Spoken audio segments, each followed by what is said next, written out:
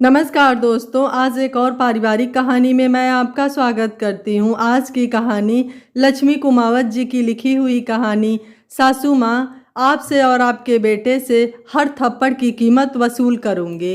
निधि के हाथ बहुत जल्दी जल्दी चल रहे थे। फटाफट अपना टिफिन अपनी बोतल को बैग में रखा, ज़रूरी पेपर टेबल पर से उठाए और अपने केबिन को बंद कर फटाफट घर के लिए रवाना हुई। दौड़ती भागती बस स्टैंड तक पहुंची, लेकिन तब तक बस रवाना हो गई। अब दूसरी बस न जाने कितनी देर में रवाना होगी। एक तो ये बस वाले भी ना, जब तक बस सवारी से पूरी तरह खचाखच भर नहीं जाती तब तक रवाना नहीं होते। पर अब वो कुछ नहीं कर सकती थी, इसलिए खाली बस में ही जाकर बैठ गई। वैसे भी और दिनों से आधा घंटा वो लेट हो चुकी थी और अब बस भरने के चक्कर में और आधा घंटा लेट हो जाएगी। पर अगर घर जल्दी नहीं पहुंची तो उसकी सामत आ जाएगी। घर में बैठे सास और पति कुछ सुनने को ही तैयार नहीं होते। कमाऊ बीबी बहू सबको चाहिए, पर साथ ही वो सेवा करने वाली, आज्ञाकारी, आदर्शवादी भी होनी चाहिए। चाहे खुद का बेटा अवगुणों की खान हो। जहाँ शादी से पहले फक्र से सबको बताया जाता है कि बहू नौकरी करने वाली है, वहीं शादी के बाद यही नौकरी मुसीबत बन जाती है। खिड़की के बाहर झांकती हुई निधि को वह दिन याद हो आया जब वो समीर से शादी होकर इस घर में आई थी। घर रिश्तेदारों से भरा हुआ था, हर कोई निधि को देखने के लिए लालायित हो रहा था। आखिरकार पूरे परिवार में, या यूं कहें पूरी रिश्तेदारी में, वो पहली बहू थी जो नौकरी करती थी। ढोल नगाड़ों से उसका स्वागत किया गया था। सासू माँ शकुंतला देवी आगे बढ़कर उसकी बलैया ले रही थी, और ननद सुप्रिया, वो तो इतरा इतरा कर अपने सभी दोस्तों से अपनी भाभी को मिलवा रही थी। कितने फक्र से अपनी सहेलियों को बता रही थी, अरे मेरी भाभी बैंक में जॉब करती हैं, और तुम्हें पता है हमारे पूरे परिवार में वो पहली बहू हैं जो नौकरी करती हैं। इधर सास शकुंतला जी भी रिश्तेदारों में सीना चढ़ा करके बड़े घमंड से सबको बता रही थी, अरे मेरी बहू ने बहुत मेहनत की है तो नौकरी क्यों ना करे भाई। हम उन लोगों में से नहीं हैं जो बहू को घर में बिठा कर रखे। अगर बच्ची ने बेटे के बराबर मेहनत की है तो उसको भी तो उसका फल मिलना ही चाहिए। भाई हमारे लिए तो बेटा बेटी बहू सब एक समान है। निधि भी उन लोगों की बातें सुन सुनकर खुद पर गर्व महसूस कर रही थी। जब तक छुट्टियां थी तब तक तो सब ठीक रहा, लेकिन इन सब बातों के ढोल के पोल कुछ दिन बाद ही निकल गए, जब निधि ने शादी के लिए ली हुई अपनी छुट्टियों के बाद नौकरी वापस ज्वाइन की। निधि को सुबह जल्दी उठकर सारे घर के काम करके फिर ऑफिस जाना पड़ता था। ऑफिस में काम करने के बाद जब वो घर आती तो हर कोई उसी का इंतजार कर रहा होता था। घर के काम का सिर्फ और सिर्फ उसी की जिम्मेदारी थी, आखिर वो बहू थी। एक दिन उसे ऑफिस से निकलने में देर हो गई। घर पहुंचते पहुंचते काफ़ी वक्त लग गया। घर पहुंची तो देखा तीनों माँ बेटे बेटी हाल में बैठे हुए थे और सबके मुंह फूले हुए थे। उसे देखते ही शकुंतला जी ने कहा, बहू ये कोई वक्त है घर आने का? तुम्हारे चक्कर में यहाँ सब भूखे बैठे हुए हैं। अभी तो घर आई हो, पता नहीं खाना कब तक बनाओगी। निधि हैरानी से उन लोगों की शक्ल देखने लगी। मतलब उसके इंतजार में अभी तक खाना भी नहीं बना? मतलब बहू के घर आने के बाद क्या घर के सारे सदस्य खाना बनाना भूल गए? सुप्रिया ने भी कहा, भाभी अब खड़े खड़े टाइम वेस्ट मत करो, फटाफट खाना बनाओ, पेट में चूहे दौड़ रहे हैं, और प्लीज कुछ अच्छा ही बना देना। उसकी बात सुनकर निधि ने कुछ नहीं कहा और बैग अपने कमरे में रख हाथ मुंह धोकर रसोई में आ गई। देखा तो घर में सब्जियां भी नहीं थी। आखिर लेट होने के चक्कर में वो बाजार से सामान भी नहीं ला पाई, इसलिए फटाफट दाल चावल रोटी और सलाद तैयार करके उन लोगों के सामने परोस दिया। समीर अभी भी गुस्से में ही था, इसलिए कुछ बोल नहीं रहा था। खाने को देखते ही सुप्रिया ने कहा, ये क्या भाभी, आपने दाल चावल बना दिए, कोई और सब्जी बना लेती साथ में। इसमें तो मेरा पेट नहीं भरता, मुझे नहीं खाना ये सब, मैं तो पिज्ज़ा ऑर्डर कर रही हूँ। कहकर सुप्रिया ने अपना मोबाइल लिया और पिज़्ज़ा ऑर्डर करने लगी। निधि से रहा नहीं गया तो उसने कहा, दीदी घर में सब्जियां नहीं थी इसलिए दाल चावल बना लिए, और जब पिज्ज़ा ही ऑर्डर करना था तो खाना क्यों बनवाया, ये तो आप पहले भी ऑर्डर कर सकती थी। उसकी बात सुनकर आंखों में आंसू लिए शकुंतला जी बोली, मेरी तो किस्मत ही खराब है, घर में बहू आई लेकिन कोई सुख नहीं है। दिन भर इनका घर संभालो और ऊपर से खाने को मिलता क्या है, ये दाल रोटी, और ऊपर से अब तो मेरी बेटी का पिज्ज़ा भी भारी पड़ने लगा है। मम्मी जी मैंने ऐसा क्या कह दिया जो आप आंसू बहाने लगी? निधि का इतना बोलना हुआ कि समीर ने जोर से चिल्ला कर कहा, ये कोई वक्त है तुम्हारा घर आने का? नौकरी पर जाती हो तो इसका मतलब ये नहीं कि अपनी मनमानी करने लग जाओ। अगर घर में ढंग का खाना बनाकर नहीं खिला सकती तो फिर क्या ज़रूरत है तुम्हारी इस घर में? ऊपर से मम्मी से बहस किए जा रही हो। समीर, मैंने ऐसा क्या कह दिया जो तुम मुझ पर इस तरह से चिल्ला रहे हो? निधि ने थोड़ी तेज आवाज़ में कह दिया। बस फिर क्या था? समीर ने सीधा एक थप्पड़ निधि के गाल पर रसीद कर दिया। अचानक पड़े इस थप्पड़ से निधि हक्की बक्की रह गई।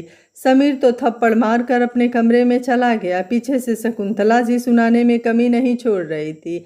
अरे, ऐसे कोई अपने पति से बात करता है क्या? संस्कार नाम की चीज़ नहीं है। थोड़ी देर अपनी जबान बंद नहीं रह सकती थी? अब ऐसी हरकत करेगी तो थप्पड़ तो पड़ेंगे ही। खुद की गलती किसी को दिखेगी नहीं, लेकिन बदनाम मेरे बेटे को कर दिया जाएगा। वो भी बड़बड़ाती हुई अपने कमरे में चली गई और सुप्रिया कुटिल मुस्कान के साथ अपने कमरे में। पीछे रह गई आंसू बहाती हुई निधि। एक पल के लिए लगा कि अपना सामान बांधे और सीधे मायके रवाना हो जाए, पर फिर यह सोचकर रह गई कि पापा तो हैं नहीं और मम्मी तो खुद भाई भाभी की मोहताज हैं। भला मेरा क्या साथ दे पाएंगी? उल्टा भाभी ही उन्हें दो बातें और सुना देंगी। आखिर आंसू बहाती हुई निधि अपने कमरे में आ गई। जब दूसरे दिन निधि ऑफिस के लिए रवाना नहीं हुई तो समीर ने पूछा, तुम ऑफिस नहीं जा रही हो क्या? निधि ने कहा, सोच रही हूँ कि नौकरी छोड़ दूँ और घर संभाल लूँ। समीर को लगा कि कहीं निधि नौकरी ना छोड़ दे, इसलिए उसने निधि से अपने किए के लिए माफ़ी मांग ली।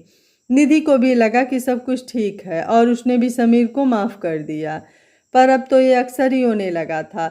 समीर अपने गुस्से पर काबू नहीं करता था और निधि पर हाथ उठा देता था, पर बाद में माफ़ी ज़रूर मांग लेता था। इधर निधि हर बार बर्दाश्त कर रही थी, इसलिए सास और ननद को भी पक्का विश्वास हो गया था कि निधि घर छोड़कर नहीं जाएगी।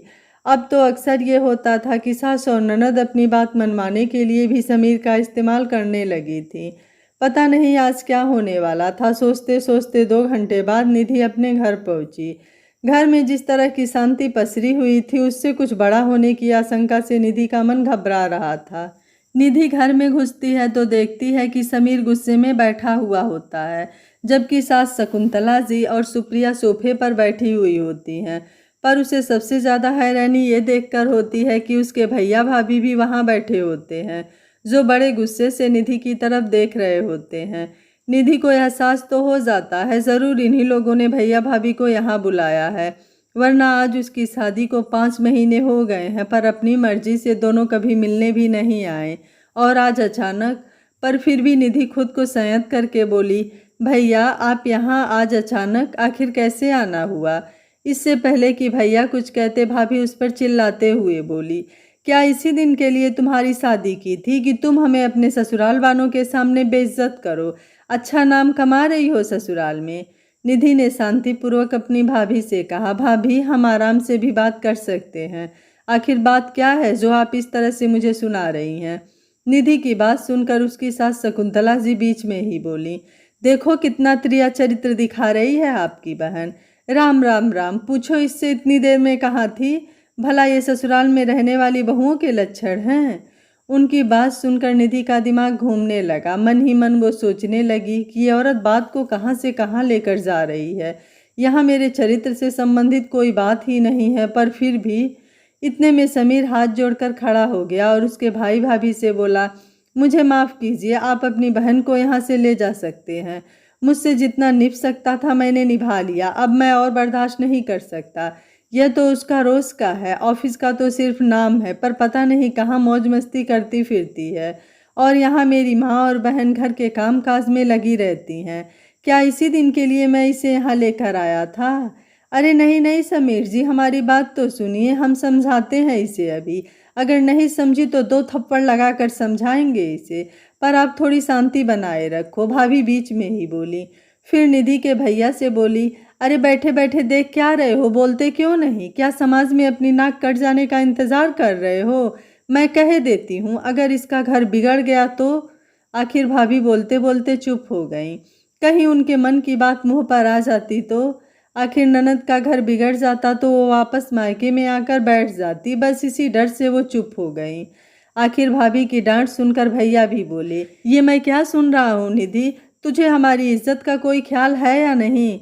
अरे बेटियां तो अपने मायके की इज्जत के लिए क्या से क्या बर्दाश्त कर जाती हैं, और तुझे देखो। अच्छा, क्या से क्या बर्दाश्त कर जाती हैं भैया, बताएंगे मुझे? भाभी को देखकर तो कभी नहीं लगता कि उन्होंने अपने ससुराल में कुछ बर्दाश्त किया है। उल्टा मेरा मुंह मत खुलवाइए आप, मुझे यहाँ आकर समझाइश कैसे दे सकते हैं आप लोग। निधि ने आंखों में आंसू भर कर कहा। लो, यही दिन देखने बाकी रह गए थे। जब आपकी बहन आपकी सगी नहीं तो हमारी क्या सगी रही होगी? अब तो साबित हो गया ना, या अभी भी आपको कोई सबूत चाहिए? शकुंतला जी ने अपना हाथ नचाते हुए कहा। अरे मैं भी तो निभा रही हूँ तुम्हारी माँ के साथ, पर मजाल है कोई मुझसे कुछ कह दे। भाभी ने कहा तो निधि ने जवाब दिया। आपको कोई कुछ कह भी नहीं सकता भाभी, और कैसे रह रही हो आप माँ के साथ ये सभी को अच्छे से पता है। आपके किस्से तो हमारे आस पड़ोस तक में मशहूर हैं, इसलिए आप ना ही बोलो तो अच्छा है, क्योंकि अगर आपके जैसी बहू इन लोगों को मिल जाती है ना तो इन लोगों को आटे दाल का भाव पता चल जाता। इतने में उसके भैया कुछ कहने को हुए तो निधि ने हाथ जोड़ लिए। मेरा आपसे एक ही निवेदन है कि आपको मेरे घर के मैटर में बोलने की कोई ज़रूरत नहीं है। जो अपनी माँ के लिए नहीं बोल पाए वो मेरे लिए क्या बोलेंगे? भैया माफ़ करो, पर मैं अपना खुद देख लूँगी। वैसे भी आपने मुझे अपने पैरों पर खड़ा किया है तो थोड़ा तो मुझ पर विश्वास करो। आखिर भैया गर्दन झुकाए खड़े हो गए और दरवाजे की तरफ रवाना होते हुए एक बार निधि के सिर पर हाथ रखा और फिर घर के बाहर निकल गए। अब भाभी रुक कर वहाँ क्या करती, इसलिए वह भी पीछे पीछे पैर पटकती हुई रवाना हो गई। दोनों के जाने के बाद निधि ने उन तीनों के चेहरे की तरफ देखा। तीनों अभी भी मुंह फुलाए हक्के बक्के से खड़े थे। निधि ने बड़े ही शालीनता से कहा, आप लोगों को क्या लगता है मुझे बोलना नहीं आता? ये आप लोगों की बहुत बड़ी गलतफहमी है। ये मेरी माँ के संस्कार हैं कि मैं चुप हूँ। मैं इस रिश्ते को शांतिपूर्वक निभाना चाहती हूँ, पर इसमें आप सभी के सहयोग की ज़रूरत है। पर मुझे लग रहा है कि ये रिश्ता सिर्फ मैं निभा रही हूँ। आप लोग तो शायद मुझे इस घर में रखना भी नहीं चाहते, इसलिए आप लोगों ने आज मेरे चरित्र पर भी उंगली उठा दी। पर आप भूल रहे हैं, जो औरत बर्दाश्त कर सकती है जब वो अपने वाली पर आ जाएगी तो क्या से क्या कट जाएगी इसका आपको अंदाजा भी नहीं है। अगर मेरे चरित्र पर उंगली उठाई ना तो मैं जवाब भी दूंगी। कहकर निधि कमरे में अंदर जाने लगी तो समीर ने उसका हाथ पकड़ लिया। समीर निधि का हाथ पकड़कर जोर से मोड़ दिया, जिसके कारण निधि की चीख निकल गई। समीर निधि पर चिल्लाते हुए बोला, बहुत ज्यादा जबान चलने लगी है तेरी, हमें समझाइश दे रही है, हाथ पैर तोड़ दूंगा ना तब समझ में आएगा तुझे। कहते हुए समीर ने निधि को जोर से धक्का देते हुए नीचे गिरा दिया। एक तो निधि का हाथ मुड़ गया, ऊपर से इतनी जोर से धक्का लगा कि जमीन से सिर भी टकरा गया, जिसके कारण निधि दर्द से करा उठी। उसे दर्द से कराती हुई देखकर शकुंतला जी बोली, बेटा एक बार सबक सिखा ही दे इसे। अब तो तुझे समझ में आ ही गया होगा कि इसका कोई मायके वाला यहाँ आकर बोलने से रहा। बहुत ज्यादा ही जबान चल रही थी इसकी अपने भैया भाभी के सामने। शकुंतला जी की बात सुनकर समीर भी निधि को घूरते हुए बोला, बस मम्मी, आज इसका इलाज कर ही देता हूँ। अपने आप को समझती क्या है, ये नौकरी करती है तो अपने आप को पता नहीं क्या समझती है। आज इसको बता ही देते हैं कि ससुराल में कैसे रहा जाता है। कहता हुआ समीर निधि की तरफ बढ़ा और उसकी बांह पकड़कर उसे जबरदस्ती खींचता हुआ घर के बाहर निकाल दिया और दरवाज़ा अंदर से बंद कर दिया। निधि चीखती रही, चिल्लाती रही, समीर प्लीज़ मेरी बात तो सुनो, मुझे घर में आने दो, इस तरह घर से मत निकालो। अरे मैं कहाँ जाऊंगी? कहीं पर भी जाकर मरो, पर हमारा पीछा छोड़ दो। या तो शराफत से बहू की तरह रहना सीख लो और जैसे हम कहें वैसे रहो, या फिर कहीं और का रास्ता नाप लो। समीर भी अंदर से चिल्लाता हुआ बोला, अरे मम्मी कब तक यह तमाशा चलेगा? मुझे बहुत जोर से भूख लगी है। अब उसे तो तुमने बाहर निकाल दिया, खाना कौन बनाएगा? सुप्रिया ने कहा तो शकुंतला जी समीर की तरफ देखते हुए बोली, अरे बेटा छोड़ उसे, सुबह तक तो उसकी अक्ल ठिकाने आ ही जाएगी, तो सुबह का खाना तो वो बना लेगी। पर अभी तो भूख लग रही है, बाहर से ही खाना मंगा दे तो कुछ खा करके आराम करे, बहुत थक गए हैं। शकुंतला जी ने कहा। समीर ने भी खाना ऑर्डर किया और सोफे पर आकर बैठ गया। इधर निधि लगभग आधे घंटे तक दरवाज़ा खटखटाती रही, यहाँ तक कि निधि के सामने ही सुप्रिया ने बाहर आकर खाने का ऑर्डर लिया, पर निधि को घर में आने तक नहीं दिया। आस पड़ोस के लोग भी इकट्ठे हो गए, पर समीर और उसके घर वालों ने उसे घर में नहीं लिया। निधि काफ़ी देर तक घर के बाहर ही बैठी रही, पर इधर ससुराल वाले खा पी कर अपने अपने कमरे में सुस्ताने चले गए। जब घर की लाइट बंद हुई तब निधि को समझ में आया कि ये लोग नहीं सुधरने वाले। निधि अकेले आते जाते और आस पड़ोस के लोगों की निगाहों का सामना कर रही थी। मायके जा नहीं सकती थी, आखिर करे तो क्या करे। आस पड़ोस की औरतें आपस में बात कर रही थी। देखो, एक वो दिन था जब ये लोग बहू की भलैया ले रहे थे और आज देखो बेचारी को बाहर निकाल दिया। पढ़ी लिखी है, आत्मनिर्भर है, घर का काम तक संभालती है, और क्या चाहिए लोगों को बहू से। अरे कभी बहुओं के लिए वक्त बदलता है क्या? क्या फ़ायदा ऐसे आत्मनिर्भर होने का। कितना ही कह लो दुनिया बराबरी की है, पर बहुओं के लिए सोच वही की वही है। सबकी बातें निधि को सुनाई दे रही थी। आखिर कुछ सोचकर निधि उठ खड़ी हुई। मैं पढ़ी लिखी हूँ, आत्मनिर्भर हूँ, और सबसे बड़ी बात, मैं पूरे घर को संभाल सकती हूँ। तो फिर क्यों अपने ससुराल वालों की मोहताज हो रही हूँ? आखिर इन लोगों को सबक ना सिखा दूँ? निधि ने अपना मोबाइल लिया और कहीं फ़ोन लगाया। थोड़ी देर बाद में कुछ एनजीओ से लोग आ गए, साथ में कुछ पुलिस वाले को भी लेकर आए थे। बाहर खड़ी निधि को देखकर उन लोगों ने निधि से बात की और आस पड़ोस के लोगों से जानकारी लेकर फिर घर के दरवाजे को जोर जोर से पीटना शुरू किया। आखिर इतनी जोर से दरवाज़ा बजाया जा रहा था, घर में सबकी नींद खुल गई। बाहर आते शोर से घर वाले सब हैरान रह गए। आखिर हिम्मत करके समीर ने दरवाज़ा खोला, देखा तो बाहर एनजीओ वाले पुलिस वालों के साथ खड़े थे। उन लोगों को देखते ही समीर और उसके घर वालों की सिट्टी पिट्टी गुम हो गई। उन्हें बिल्कुल उम्मीद नहीं थी कि निधि इन लोगों को बुला लेगी। जब निधि ने कंप्लेन नहीं किया तो वो लोग उसके ससुराल वालों को समझाइश देकर वहाँ से रवाना हो गए, और 2 घंटे के तमाशे के बाद मजबूरन समीर और उसके परिवार वालों को निधि को घर में लाना पड़ा। घर में आने के बाद सबसे पहले निधि ने अपने लिए खाना ऑर्डर किया। निधि अपना खाना लेकर हॉल में ही बैठकर खाने लगी तो शकुंतला जी बोली, देखो कितनी बेशर्म है, इतना कुछ तमाशा हो गया और अभी यहाँ बैठकर कितने आराम से खाना खा रही है, जैसे कुछ हुआ ही ना हो। आप ही से सीखा है सासू माँ, अभी थोड़ी देर पहले आप लोगों ने भी यही सब किया था। निधि ने कहते हुए अपना खाना जारी रखा। समीर गुस्से में बोला, बहुत तमाशा कर लिया तूने आज हमारे घर का, सबसे बड़ी गलती की तूने जो उन लोगों को बुलाया, अब तुझे कौन बचाएगा। कहता हुआ समीर निधि की तरफ बढ़ा। जैसे ही उसने निधि की बाँह खींचकर उसे उठाने की कोशिश की, इतने में निधि ने जोरदार थप्पड़ समीर के गाल पर दे मारा। निधि के इस तरह के कृत्य से सब हक्के बक्के रह गए। शकुंतला जी अपने मुंह पर हाथ रखकर हैरानी से निधि की तरफ देख रही थी। वहीं सुप्रिया भी कभी अपने भाई को तो कभी अपने मम्मी को देख रही थी। समीर अपने गाल सहलाता हुआ उसे घूर रहा था। तेरी इतनी हिम्मत कि तूने मुझ पर हाथ उठाया, भूल गई तू कि मैं तेरा पति हूँ। अच्छा पति? कैसा पति? कौन सा पति? और पति होता क्या है तुम्हें पता भी है? हक जताना आता है पर जिम्मेदारी निभानी तो नहीं आई तुम्हें। पति बनने का तो बहुत शौक है तुम्हें, पर पत्नी का मान सम्मान क्या होता है वो तो पता नहीं तुम्हें। अरे बेशर्म, अगर इतनी ही समस्या थी तो चली जाती ना यहाँ से और हमें चैन से रहने देती। शकुंतला जी ने कहा तो निधि मुस्कुरा कर बोली, अरे इतनी आसानी से कैसे चैन से रहने देती आप लोगों को मैं। जा तो मैं सकती थी पर गई नहीं, और ये थप्पड़ पहले भी मार सकती थी पर मारा नहीं।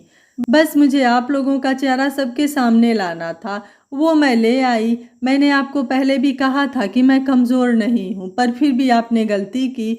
और क्यों जाऊँ यहाँ से? माफ़ करना सासू माँ, आपके बेटे ने मुझे जितने थप्पड़ मारे हैं ना, हर एक एक थप्पड़ की कीमत वसूल करके ही जाऊँगी। जिस दिन उसकी कीमत पूरी हो जाएगी अपने आप चली जाऊँगी, पर तब तक आप लोगों का जीना हराम कर दूँगी। और वैसे भी अब मुझ पर हाथ उठाने से पहले 10 बार सोच लेना। सभी को पता चल चुका है कि आप मुझे परेशान करते हैं। कल को अगर मेरे साथ कुछ भी होता है ना, तो सबसे पहले आप लोगों को जवाब देना पड़ेगा, फिर आप जाने और आपका काम। समीर कुछ कहने को हुआ तो निधि ने उसको हाथ दिखाकर उसे रोकते हुए कहा, मिस्टर समीर, अभी मुझे बहुत ज़ोर से भूख लग रही है, मुझे खाना खाने दो। और हाँ सासू माँ, कल से आपके घर का काम आप खुद ही संभाल लेना या अपनी बेटी से करवा लेना। अब ना तो मैं आपकी मुफ्त की नौकरानी हूँ और ना ही अपनी कमाई आप लोगों को देने वाली हूँ। अब मुझसे जितना होगा मैं उतना ही करूँगी, निधि ने कहा और चुपचाप खाने बैठ गई। पर किसी की हिम्मत नहीं थी कि उसे उसकी जगह से तो उठा दें, क्योंकि सबको समझ में आ चुका था कि आज बहू बोल चुकी है जो अब चुप होने वाली नहीं है। एक वह दिन था और एक आज का दिन है। निधि के ससुराल वालों की हिम्मत नहीं हुई उसे दोबारा परेशान करने की। आपको निधि का फैसला कैसा लगा? आप मुझे अपनी राय कमेंट बॉक्स में ज़रूर दीजिएगा। वीडियो पसंद आया है तो वीडियो को लाइक शेयर एंड चैनल को सब्सक्राइब कर लीजिएगा। Thank you for watching. मिलते हैं अगली कहानी में।